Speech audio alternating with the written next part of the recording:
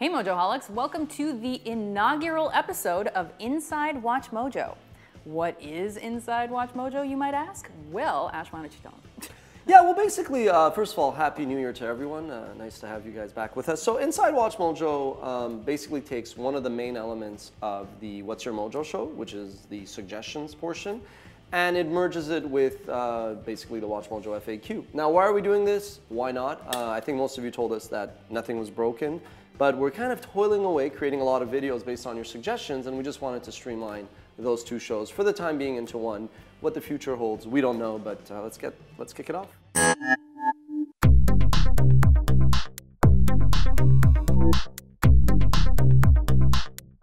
Did you get a chance to see the end of year series? We did like Actor of the Year, Actress, movies, musicians, you name it. Well, I was sitting on a beach for most of the holidays, but yeah, I did see some of them.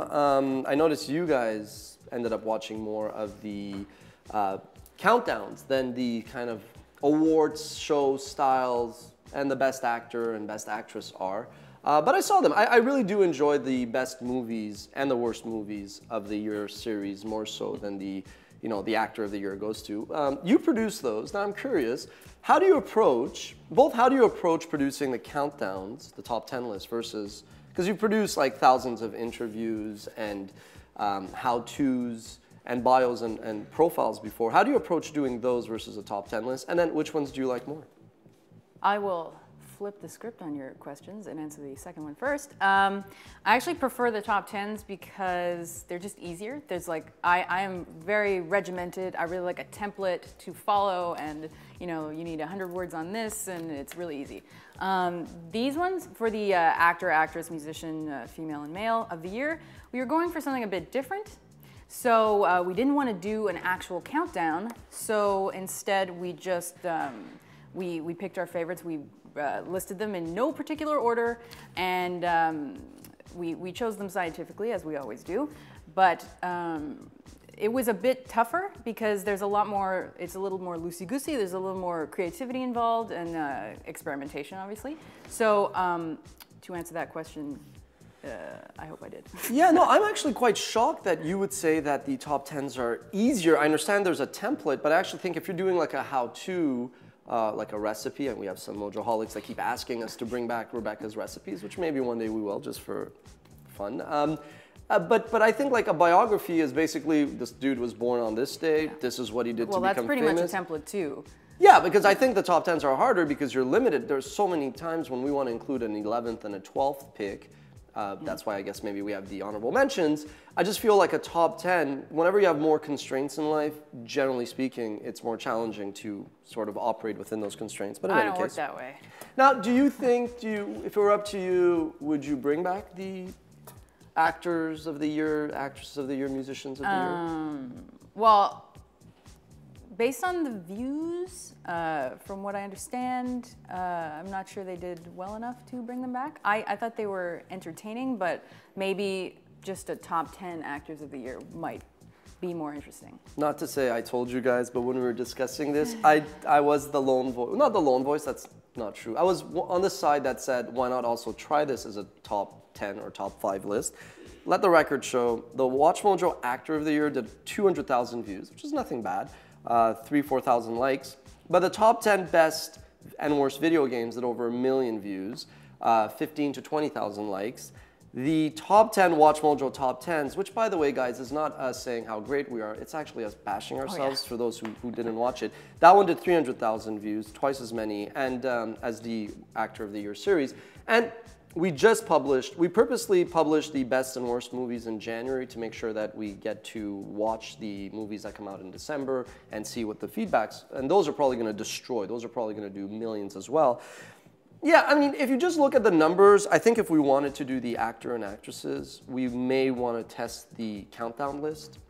We don't always do things based on the numbers though, do we? No. I mean, to be honest with you, back in the day, we used to do those like Mojo notes, like just looking at famous books. Clearly, we knew those would not do as well. When we do top, it's pretty funny that like this weekend, we published top 10 booty songs. And some of you were like, oh my God, running out of ideas. I can't believe WatchMojo did this. But that did 3 times as many views as the subsequent clip, which was top 10 museums to visit. So no, we're not going to just go purely for the sheer numbers. We're never going to do top 10 porn stars. Not based on some moral factor, frankly, but just because we're not going to show you the actual scenes you guys want to see, so to speak, even though that would do really, really well. But the point is, we are really, really big on giving you guys what you want. So I think the takeaway there is, we know that even a top 10, for example, Tom Hanks performance video will do less well than top 10 romantic comedies.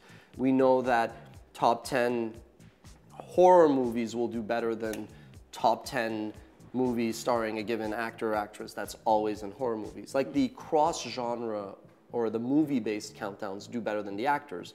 But I do think the takeaway is that our audience really does like lists. So maybe that's what we do next year. The takeaway is also that we are super interested in what you guys think. And to that end, we have some suggestions that we need your help on. Top 10 iconic sneakers, top 10 comedy music groups, and top 10 Pokemon TV gym leaders. I have a confession to make. I have no clue what top 10 Pokemon TV gym leaders is.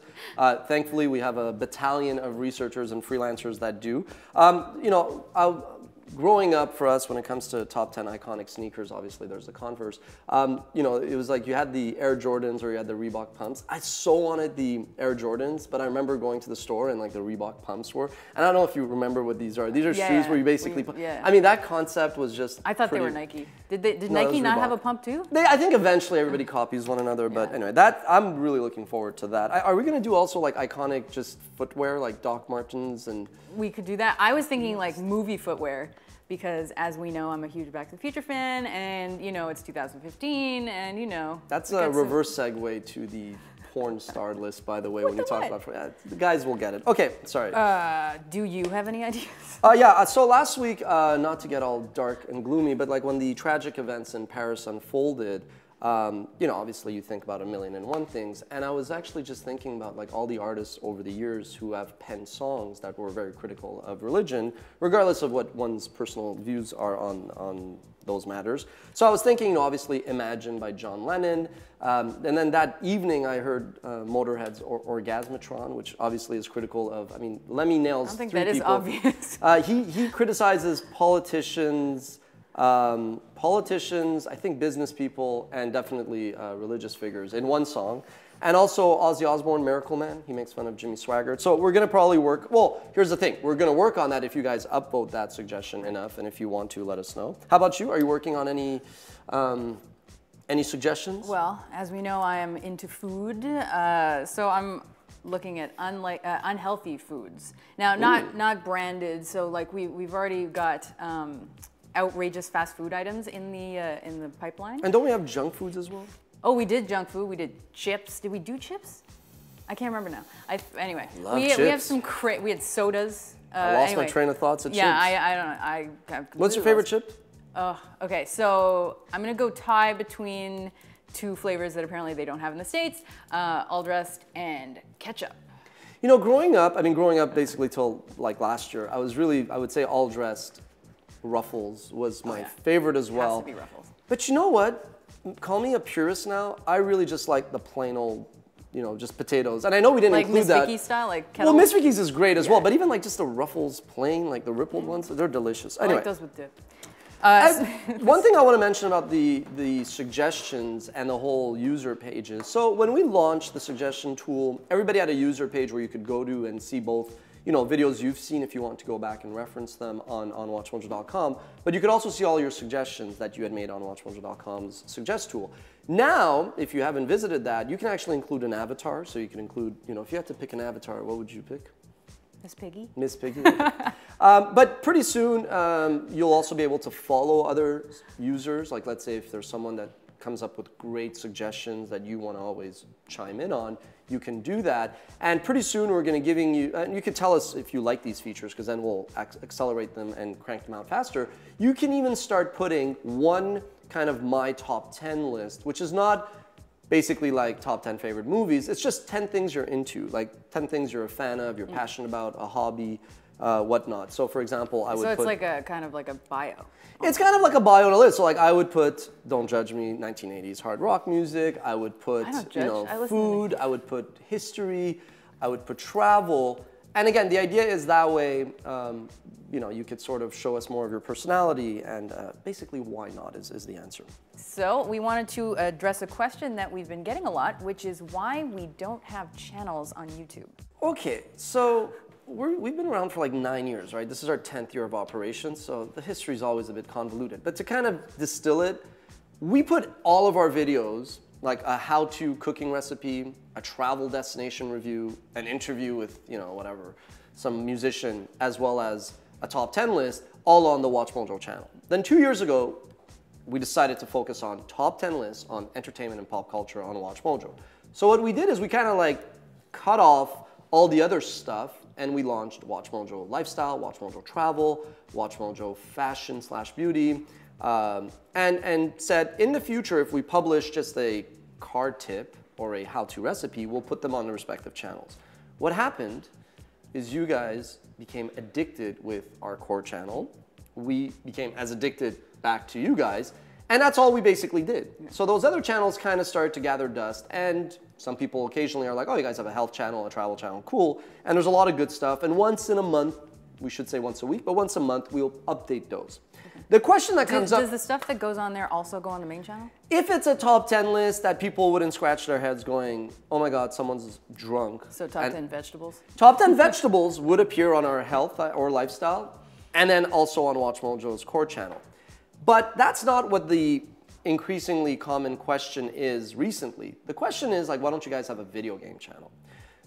The short answer is we decided to put everything that's entertainment or infotainment, especially if it's like a top 10 or versus, on the WatchMojo channel. We think it makes, now this may surprise you, we think it makes a lot of sense, for example, if you're Smosh, and all of a sudden you want to do Smosh en Espanol, to have a second channel. We also think if you're Smosh, for example, and you're producing your skits or whatever it is that you do, all of a sudden you want to talk about video games, which is very different, to do that.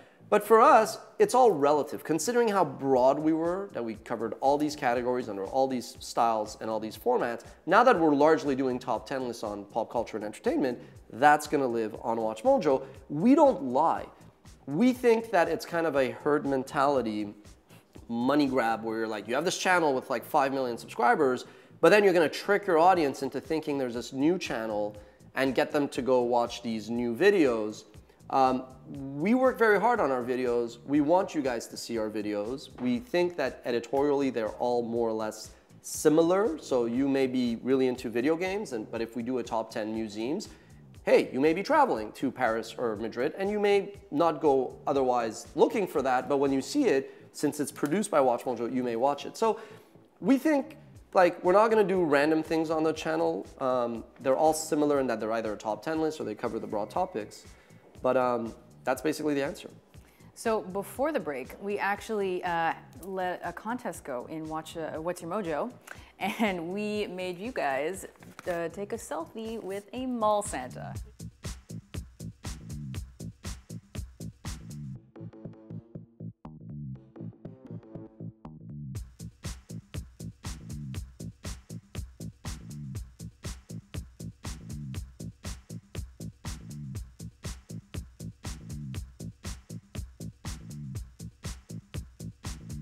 So every single one of those made me laugh. And one guy in our office really pushed hard for the guy with the cow to win. But the criteria was take a selfie, a current selfie with a mall Santa. So there was one, and I'm pretty sure it was this guy as a kid, so we couldn't give it to him. Anyway, there were a couple that didn't super fit the criteria, but we have to give it to Cameron Midkiff, who took an epic selfie with Santa, and the Santa looks like a really good mall Santa too. So congratulations. You will have to email us at contest@WatchMojo.com to send us your shipping information so we can get your ginormous prize to you. So congratulations. Now, I think you mentioned we actually have a new contest this week. Yeah, so basically, when I was sitting on the beach at one point or another, someone stole my WatchMojo bag. Which we feel really bad for you. No, I was actually quite happy. I was like, yeah, this is great. It's if imitation is the sincerest form of flattery, then I guess theft is the second most best example of flattery. Okay, so basically we're turning 9 January 23rd, which is crazy. So we're gonna give away 9, probably even 10 WatchMojo bags then, since there's a klepto out there stealing bags. But what's the, how do we go about choosing a winner? So on Twitter, send us your New Year's resolutions. They can be real or fake, I don't really care, as long as they're entertaining. And don't forget the hashtag WMQuestion.